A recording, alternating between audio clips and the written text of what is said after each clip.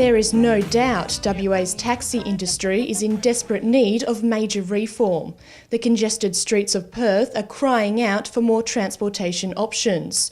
New to the taxi scene and here to change the way Perth moves is the new mobile car booking app, Uber. The first step is downloading the app on your phone. When you have the app on your phone, you sign up for an account. The app is free to download. Signing up for an account is free. Your credit card goes on file, and so when you actually request a ride, you press a couple buttons and a driver comes right to you. You can actually track their progress as the driver is getting closer to you. They verify that it's you. You hop in, tell them where they want to go, they take you there, and it's a totally cashless service. So your credit card is charged at the end of the trip, and a receipt is emailed directly to you at the end, and that's it. Operating in more than 30 countries, banned in some states of the US, and now held under strict regulations in New South Wales, the app has come under fire for its unclear safety standards. UberX, or ride sharing, is little more than organised hitchhiking, and it will be declared illegal, or should be declared illegal, and we would support any action from the government to ensure that community safety is protected. Live in our city is Uber Black, private luxury hire cars driven by professional chauffeurs. But a low-cost version, UberX, is allowing anyone over the age of 24 to sign up as a driver. Essentially, our highest priority is community safety, and the level that the taxi drivers are trained to. They go through extensive training programs. There's also extensive police checks and driver both practical and theory tests. Those sort of things don't occur for the drivers of rideshare or UberX, which is really concerning and should be really concerning for the community. The app's terms and conditions blatantly state it will not hold any responsibility for the service provided or the driver. There's information coming out of the US where they haven't even been doing adequate criminal or driving checks on their drivers. So you don't know who you're getting in the vehicle with. Perth Mayor Lisa Scafidi, who used Uber in Los Angeles, says the innovation is second to none.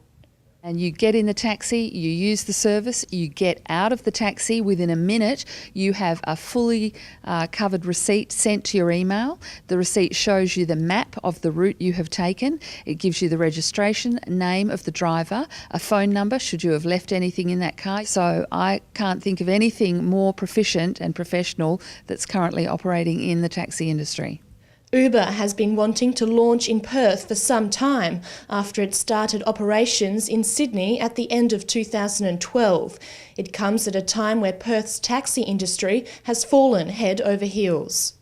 Western Australia has been through a huge growth period, and it's not only the taxi business that has had trouble getting adequate labour and meeting the demands and growth of the West Australian community. That has slowed down, and the industry is actually providing much better service than during those boom periods when we weren't able to meet demand. Our state's largest taxi fleet, Swan Taxis, covers the streets of Perth with more than 2,043 taxis, driven by more than 5,000 drivers. Trialling on the sidelines is a fleet of 50 London-style cabs. Like this new initiative, our Perth Mayor says we must engage in Uber as an alternative way of getting around our city.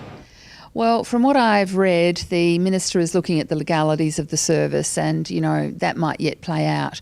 I think it's yet another case in Perth, and we are oh so good at it, of change resistance and not being able to cope with something that's completely new paradigm and that we don't really understand yet. But like with everything, don't knock it until you've taken a walk in the other person's shoes and try it for yourself.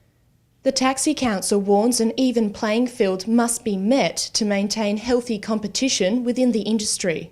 We're more than happy to compete with new entrants into the market as long as community safety is protected and there is an even playing field between new entrants and the existing taxi industry. But Uber's star rating system requires that standards be efficiently met through the service. And on the one occasion, I wasn't overly satisfied with the service because I felt he'd taken me in a longer route than was needed to be taken. I only gave that driver a 2-star out of a potential 5-star rating. I'd given all the others 5-star ratings.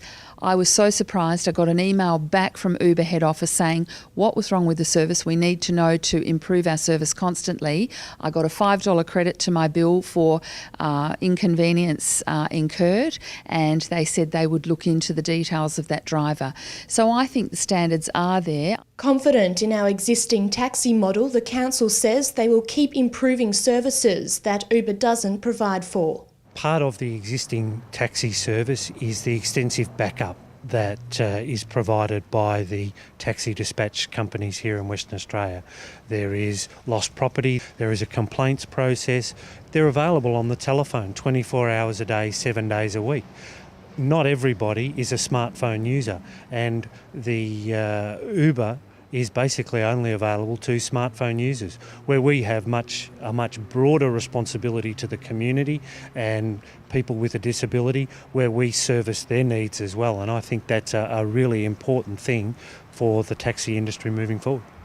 While the Taxi Council has been urged to pull their socks up, the government continues to look into the legalities surrounding the newly launched app.